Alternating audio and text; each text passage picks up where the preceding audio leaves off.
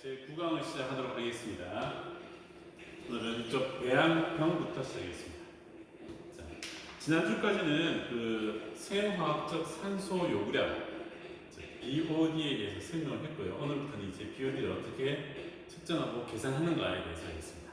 그러기 위해서는 일단 BOD 병을 가지고 배양을 해야 됩니다. 배양한다고 말이 연연이 있는 것처럼 이 배양병이라고 하는 것은 이렇게 생겼습니다. 그러니까 BOD 치료를 물에 치료를 여기 담고 뚜껑을 덮으면은 이 안에는 더 이상 외부로부터 공기가 들어가지 않습니다. 그 상황에서 이 안에 유기물이 많이 있다. 그리고 미생물이 많이 있다. 이 미생물들은 이 유기물을 분해하면서 먹으면서 산소를 소비하게 됩니다. 그때 필요로 하는 산소의 양이 바로 BOD입니다. 이런 개성의 게 바로 BOD 병이 됩니다. BOD 병. 여기가 금방 말씀드린 것처럼 병소로 공기가 들어가지 못하도록 병이 특수하게 되어져 있습니다.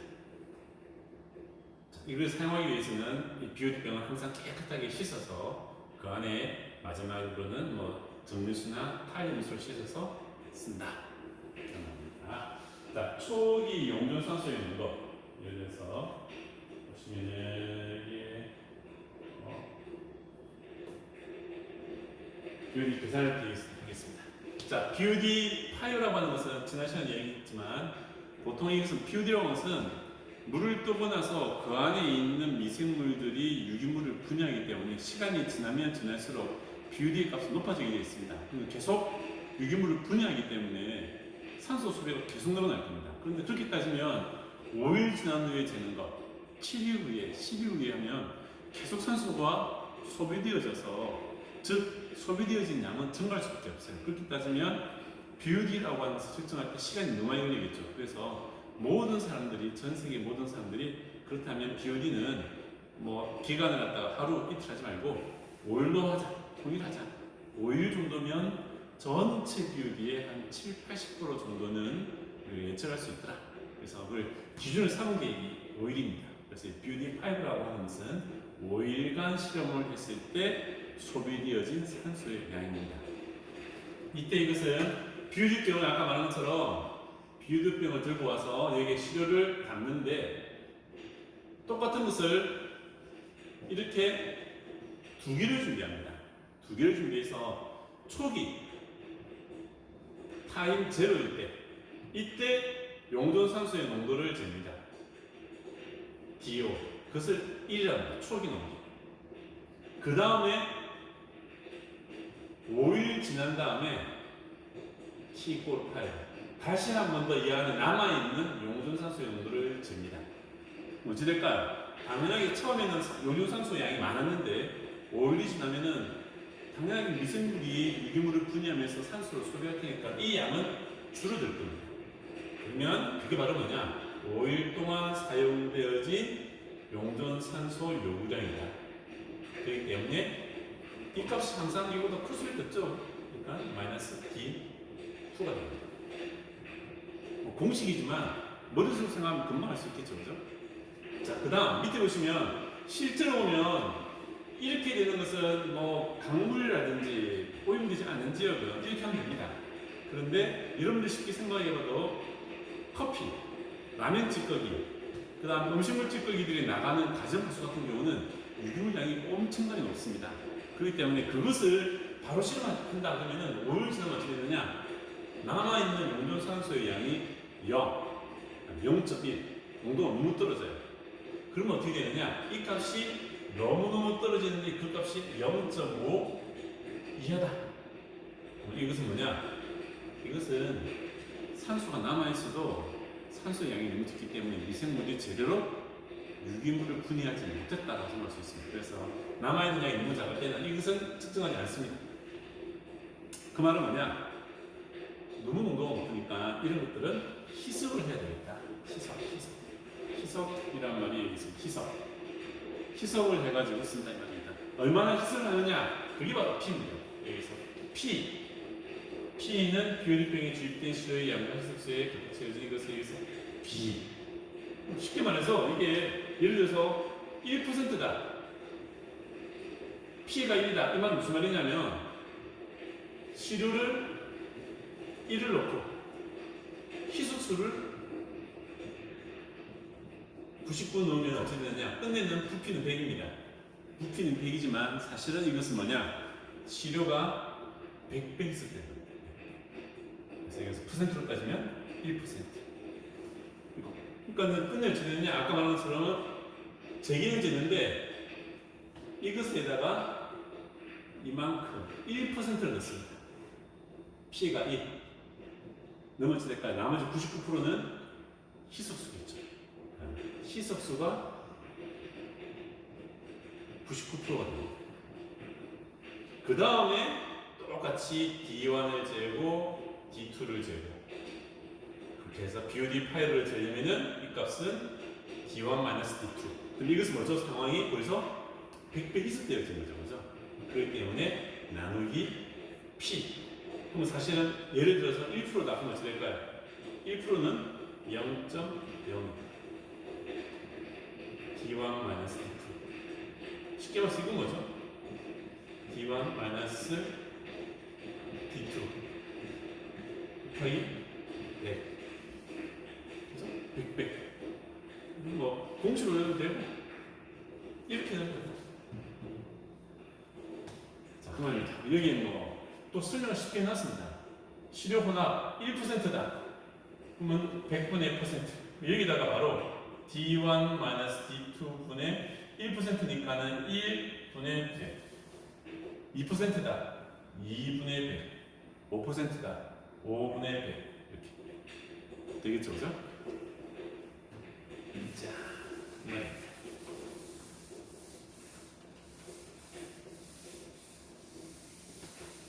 자, 이렇게 하는데 여기 보시면 이 천자가 D1, D2, D1, D2 이렇게 되어 있습니다. P, 그죠? 근데 생각을 해보면 이게 우리가 지금 여기다가 시료가 있고 시료를 1% 넣고 희석수를 넣었는데 희석수에도 유기물이 있을 수가 있습니다. 당연하게. 그래서 넣어준 희석수의 영향을 보기 위해서 그것을 보존하는 게 바로 뭐냐? 그 다음 페이지에 보면 이 식이 있습니다. 여기에 식종되어진 희석수.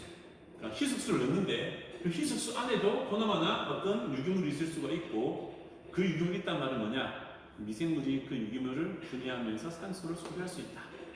그래서 그것을 보존하는 겁니다. 그림을 그리면 이 그림 있죠? 이 그림하고 똑같습니다. 여기에서 넣어준 게 뭐냐? P입니다. 그럼 나머지가 뭐냐? 나머지 프랙션 F입니다. 나머지가 F. 나머지 F란 말은 뭐냐? P는 시료 1%. 그럼 이 F는 뭐냐? F는 희석수의 %. 이건 당연하게 이 그림을 보시면 이 전체가 100%. 전체가 1이라면 어떻게 될까요?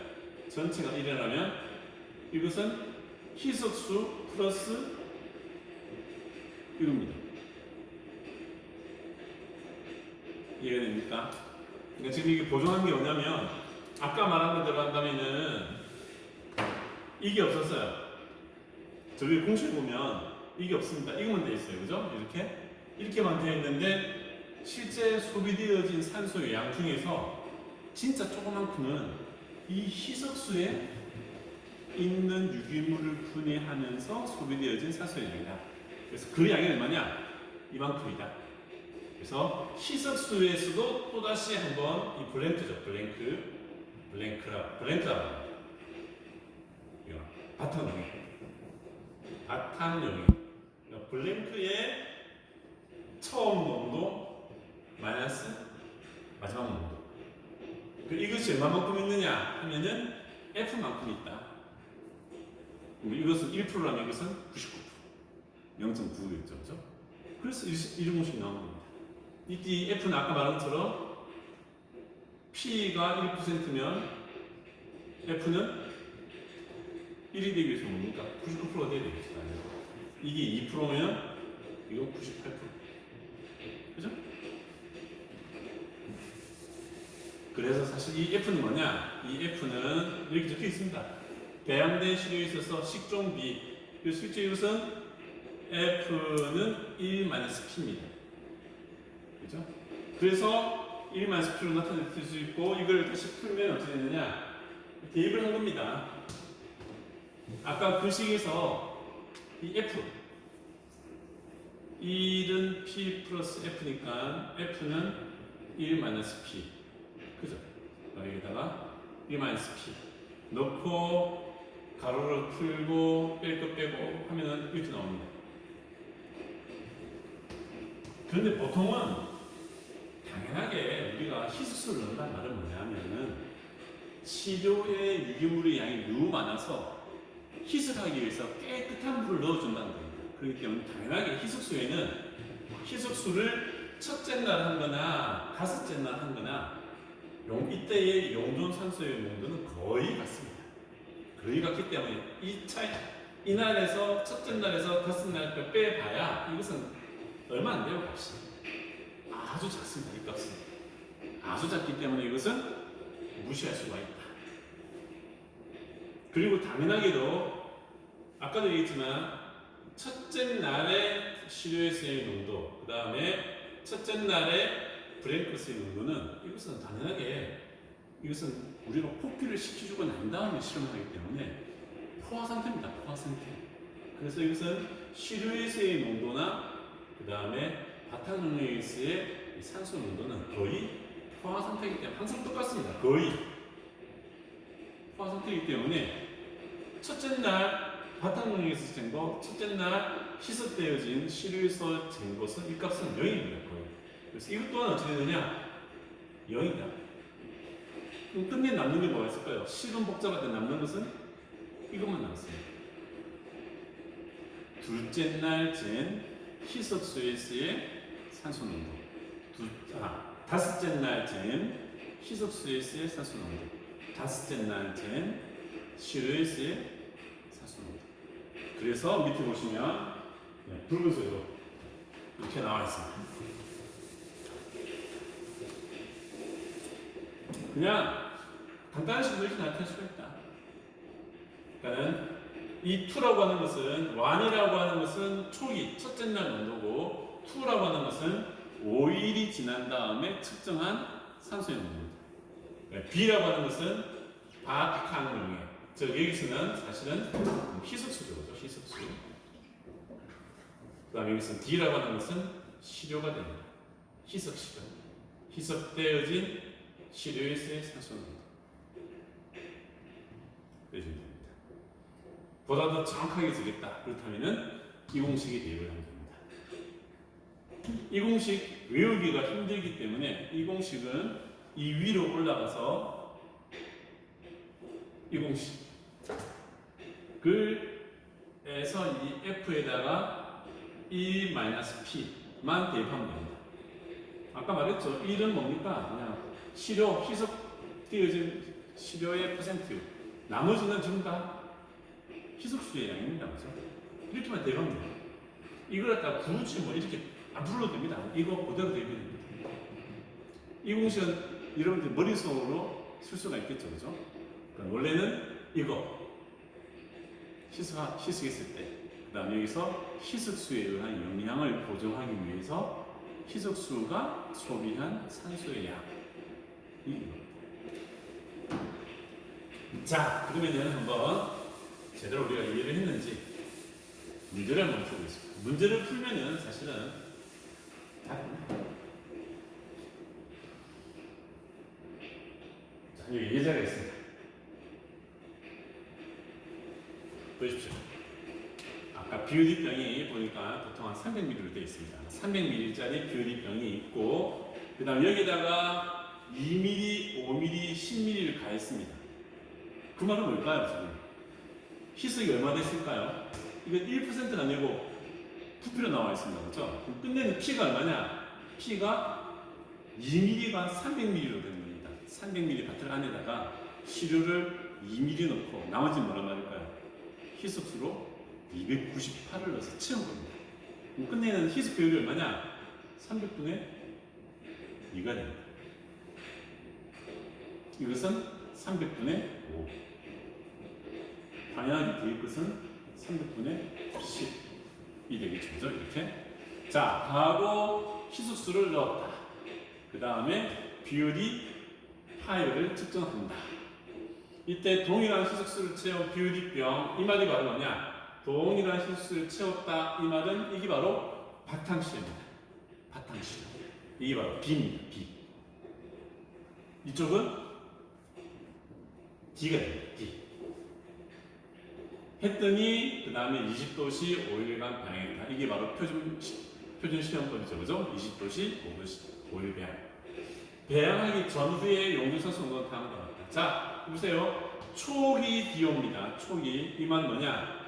이게 시료입니다. 시료이기 때문에 이게 바로 뭐냐? D1. 그 다음에 이것도 D1. 이것은 바탕시험이라고 했으니까 블랭크입니다. 블랭크의 D1. 초기. 그럼 5일이 지났으니까 5일이 지난 다음에 농도는 이것을 D2라고 한다. 3반복이 있기 때문에 값이 3개가 나옵니다. 그 다음에 이것은 희석수. 아까도 얘기했지만 희석수는 워낙 깨끗한 거기 때문에 이 값의 차이가 얼마 나지 않습니다. 아까도 말한 것처럼 0.1에서 0.2정도 차이 나지 않습니다. 그러면 시류의 비율은 얼마인가? 자, 제일 먼저 할 것은 여러분들 이 앞에 책을 한번 봐보세요. 책을 갖다가 한 장만 앞으로 넘기시면은 699페이지에 이 부분이 있습니다. 최소한 산소가 2mg per 리터는 소비되어야 된다. 이 말은 뭐냐? D1-D2. 5일이 지난 다음에 산소가 적어도 2 이상 줄어들어야 된다. 또 남아있는 것은 적어도 0.5는 되어야 한다. 그 말입니다. 자, 문제 볼까요? 한번 문제 보니까 자, 여기 있습니다. 소비되어진 산소 양을 보겠습니다. 첫째 날에서 다섯째 날 얼마가 소비되어졌느냐? 2.5가 소비되었습니다. 이것은 무려 6.3이 소비되었습니다. 이쪽은 하나도 안 남았어요. 무려 8.1입니다. 오케이, 그러면 이것들은 전부 다 적어도 산소가 2mg/L 이상은 소비되어야 되는데 다 그 이상 소비되어졌어요. 하지만 남아있는 양이 얼마 이상이 되어야 한다 했습니까? 0.5보다는 높아야 된다고 했죠. 근데 지금 이것은 하나는 0, 이 말은 뭐냐? 시료를 2ml 넣고 5ml 넣고 했는데 이거 10ml 넣다 보니까 시료를 너무 많이 넣어가지고 그 안에 유기물이 너무 많은 거예요. 너무 많아서 미생물이 이렇게 유기물을 소비하다 보니까 더 이상 산소가 남아있지 않습니다. 그 말은 뭘까요? 끝내는 유기물을 제대로 분해 못했다는 거죠. 아직까지는. 그래서 이 시료는 쓸 수가 없다. 삭제. 우리는 이 두 가지만 가지고 계산을 합니다. 자, 그러면 공식이 있죠. 공식은 바로 밑에 나옵니다. 이게 바로 아까 말했던 공식, 복잡한 공식. 밑에는 P, 그 다음에 B1, B1-D1인가 뭐 있죠. 이게 아마 B2-D2, 그 다음에 B1-D1, 이게 B2- 모르겠습니다. 저는 공식을 안 외웠기 때문에 이 공식을 아마 여러분 외워야 되고 앞에 유도를 해야 됩니다. 그죠? 그게 그대로 되면 됩니다. 그대로 돼요. 이 밑에 거도 그대로 되어 있습니다. 하면 끝난 이 두 개의 평균값. C 바로 정확하게 측정한 값입니다. 그리고 당연하게 한번 아까 공식이 있었죠. 그죠? 간단하게 하는 공식. 여기 보시면 간단한 공식이 있었습니다. 이 공식이 한번 대입을 어떻게 되느냐? 이 공식은 뭐냐? 대입하는 게 뭐였냐면 P분의 B2-D2였습니다. 그죠? 그러니까 블랭크의 5일째 되는 날 블랭크의 값 8.0, 8.0. 그 다음에 남아있는 값 5.6, 1.7 대입을 하면 이렇게 나옵니다. 이것의 평균값은 369. 이 값하고 이 앞에서 복잡하게 구한 값하고 몇 프로 차이 납니까? 4% 이내의 차이입니다. 여기에서는 4% 이내의 차이면 이렇게 하나 똑같단 말입니다. 사실. 그래서 그냥 간이식으로도 풀 수가 있다. 충분히.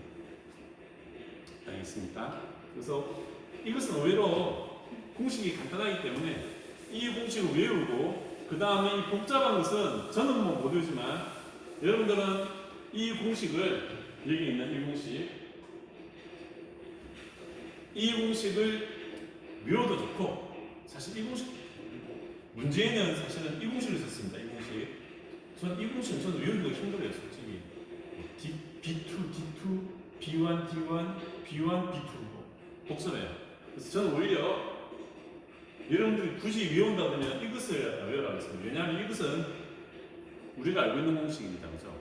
가장 간단한 여기다가 희석수에 의한 영향만 보정을 해주는 겁니다.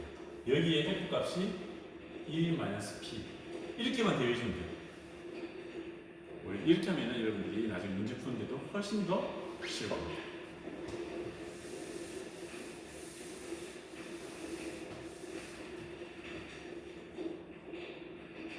자, 그렇게 해서 한번 예제를 풀어봤습니다. 그 다음에 생화학적 산화 반응의 속도라는 게 있습니다. 이때까지는 여기 보시면 오랫동안 BOD의 속도 상수, 그러니까 미생물이 유기물을 분해하는 속도가 있습니다.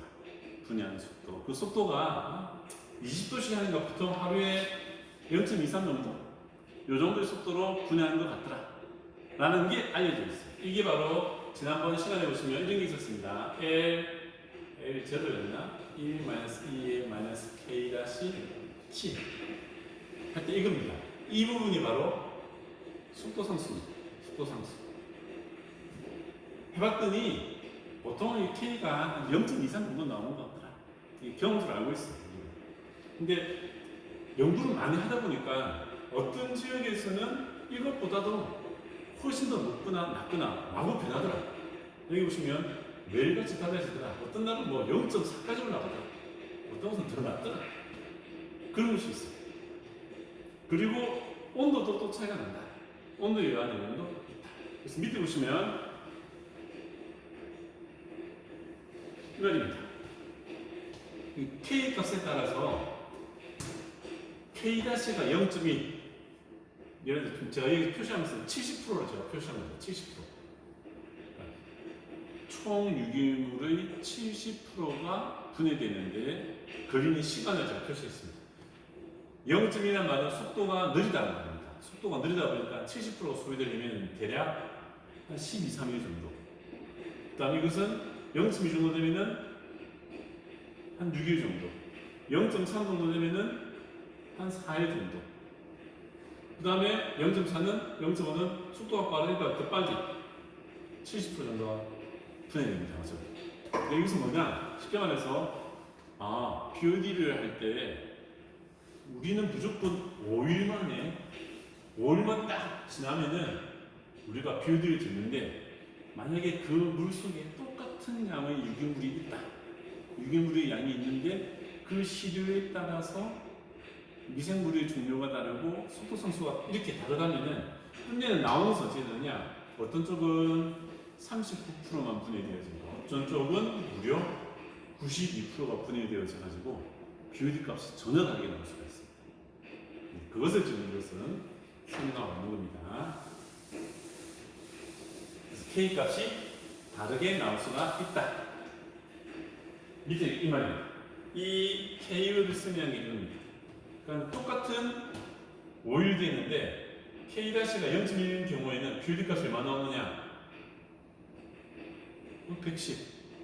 근데 K-가 0.35인 경우 빨리 분해되어 있는 경우에는 BOD가 얼마 나오냐? 250이 나옵니다. 사실 이것은 알고 봤더니 시간이 지나면은 끝내는 시간이 쭉 지나면은 끝내는 똑같아요. 이 물속에 있는 총 BOD는 똑같아요. 총 BOD. 총 BOD는 사실은 똑같았는데 알고 봤더니 속도 상수가 달라가지고 계산되어진 BOD5는 서로가 다르게 나옵니다. 그 말입니다. 그것을 정리해서는 이야기하고 있습니다.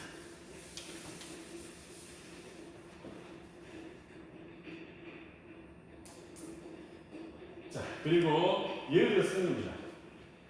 BUD5를 계산했더니 값이 다 똑같이 나왔어요. 그래서 이 물은 BUD5가 똑같으니까 유기물도 똑같은 양이 있나 보다 라고 생각을 했는데 알고 봤더니 그 물들이 전부 다 K값이 다 달랐어요. 그 말은 뭐냐? 실제 그 물 속에 있는 총 BUD의 양은 이렇게 차이가 많이 나는 겁니다. 알겠죠?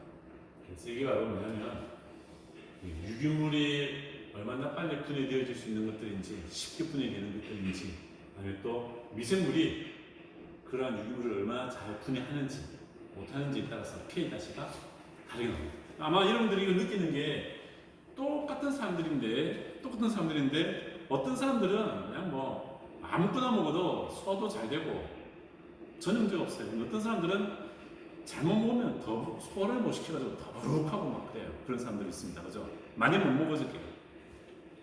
그것도 미생물도 마찬가지죠. 당연하게. 또 음식물의 종류에 따라서 다를 수도 있고. 이것이 예를 들어서 음식물의 종류에 따라서 혹은 사람의 대사 능력에 따라서 다르듯이 이 BUD 같은 경우에는 그 유기물의 특성이나 아니면 그 미생물의 분해 능력에 따라서 이것이 완전히 다르게 나올 수가 있다.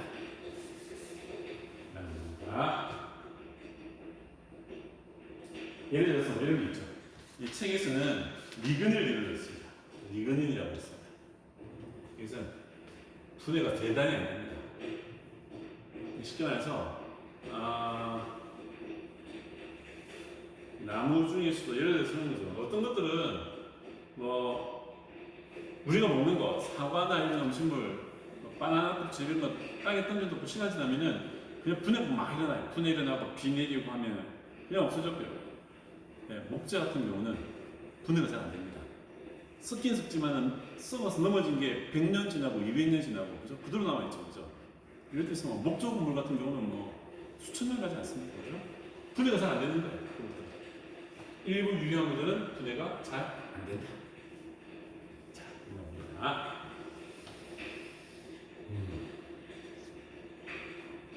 자, 그 다음에 또 예를 들어 쓰는 게 있습니다.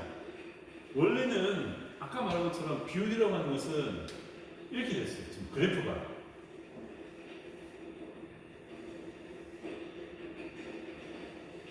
이런 표였어요. K' 값에 따라서 BUD 값은 시간에 따라서 이렇게 변했습니다. 그런데 실제로 연구를 해보니까 어떤 것은 이렇게 변하고 있었어요. 이게 아니고 1-2의 K'-T L0 Y는 즉 BUD5죠. 이게 이런 형태의 함수였는데 조사를 해보니까 이런 게 있습니다. 이렇게 전혀 분해가 안 되다가 산소를 수를 못하다가 어느 순간 되면 갑자기 싹 소비가 없어졌어요. 그럴 때는 뭐냐, 미생물이 이 유기물을 잘 분해 못한 거예요. 그래서 어느 정도 시간이 지난 다음에야 이 유기물 내가 분해해서 먹어도 되겠네 해서 그 다음부터는 적극적으로 분해를 해서 갑자기 산소 소비가 늘어나는 거예요. 거기에 대한 설명이 여기 있습니다. 그래서 오히려 이러한 물이 있다, 조사할 때 이렇다 그러면 이러한 물에 대해서는 우리가 식종을 할 때 그냥 다른 걸 하지 말고 바로 이 폐수가 유입되는 지역에 살고 있는 미생물을 이용하면 됩니다. 그 물을 들고 와서 거기에서 이용을 합니다.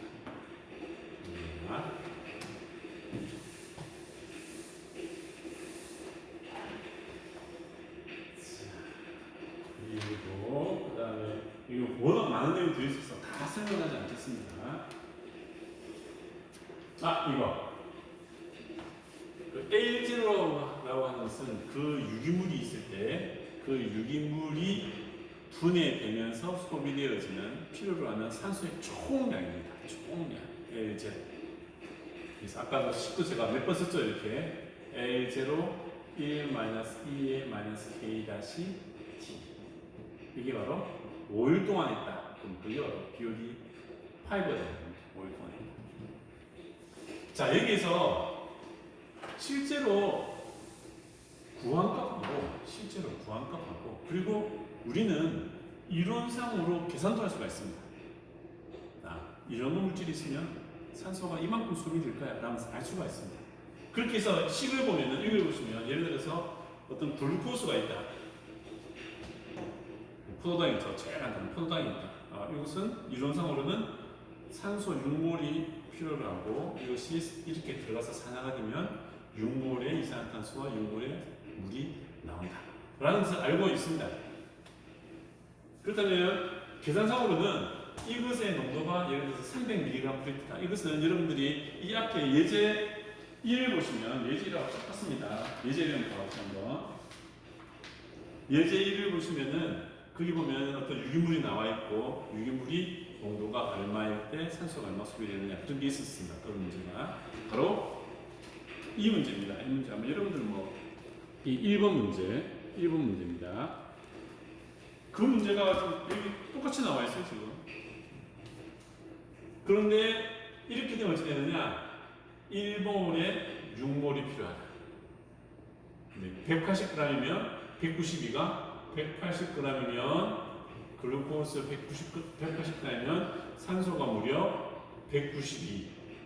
6몰이니까 산소의 물이 30g이죠. 그죠?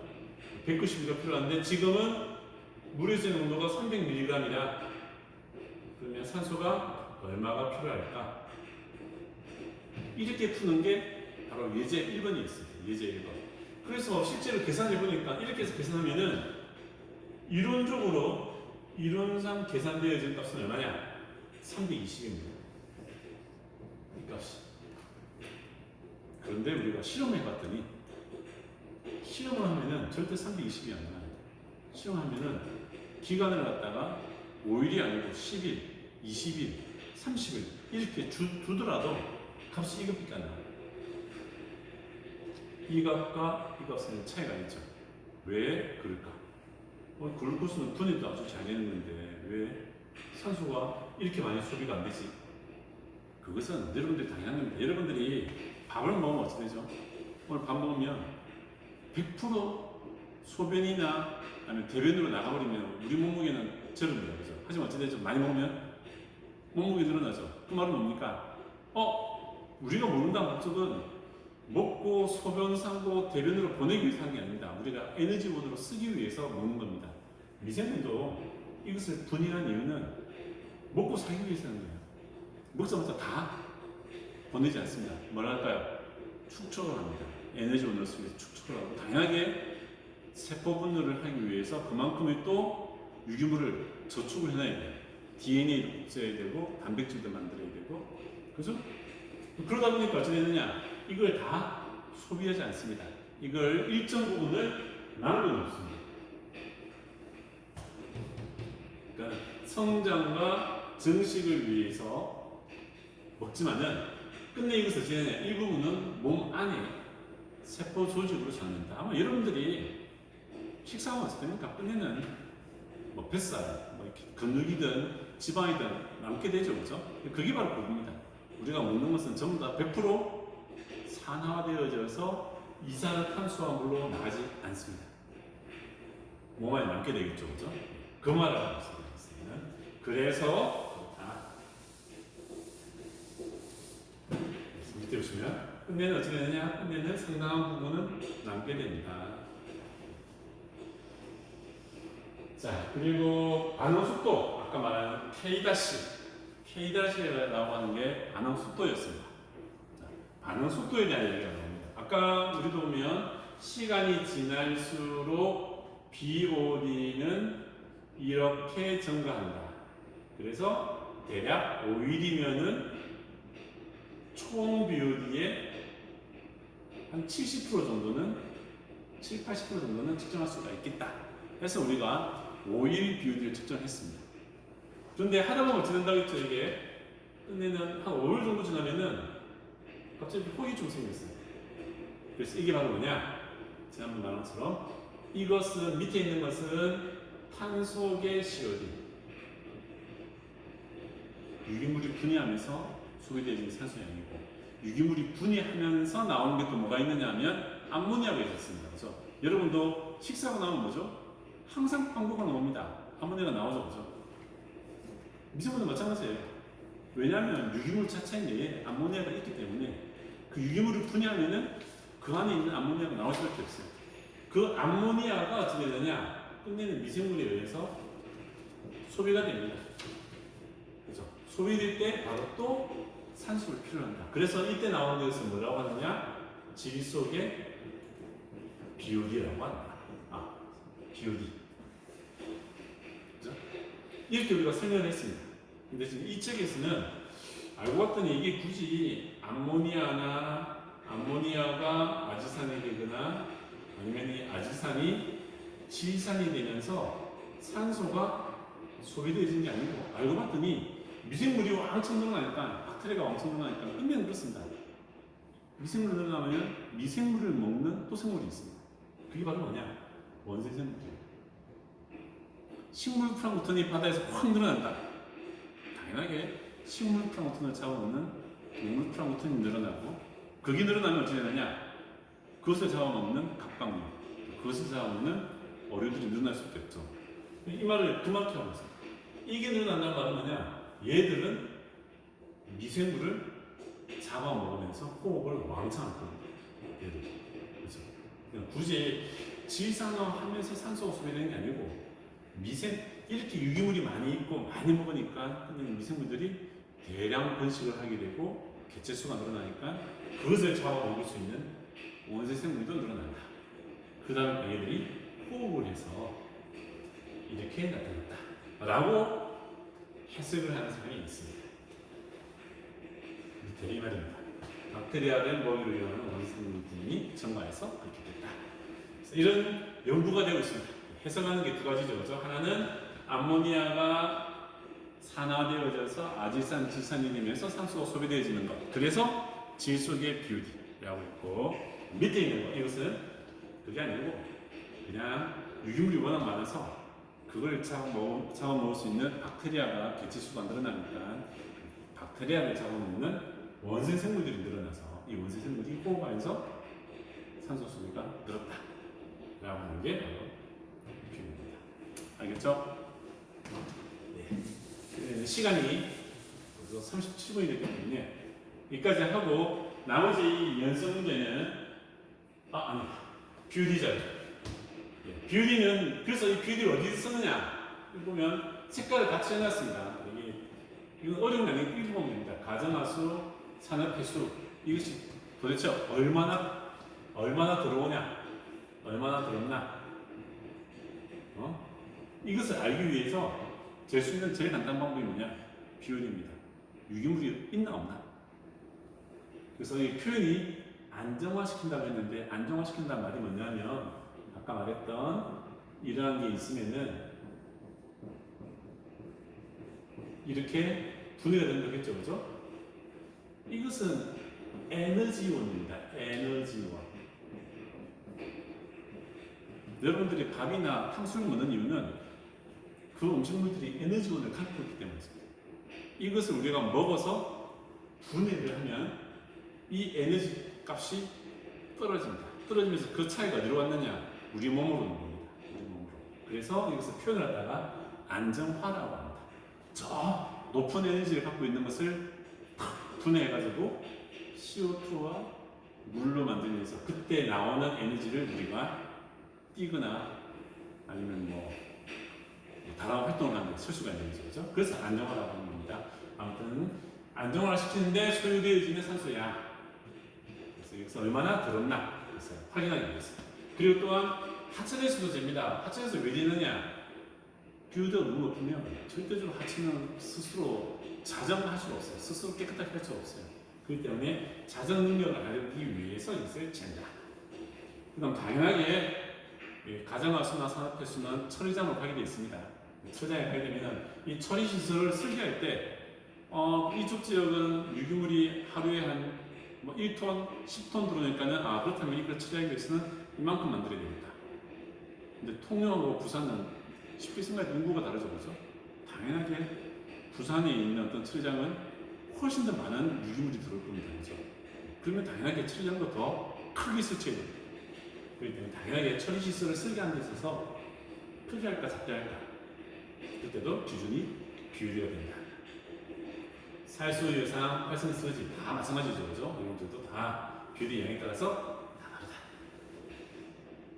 당연하게 2차 처리, 생물학적 처리 용접 할 때에도 그렇고 이런 것을 같은 경우에는 이때 이 지역에서 뭐 어떤 공장이 있고 그러면 그냥 환경 분담금을 내게 합니다.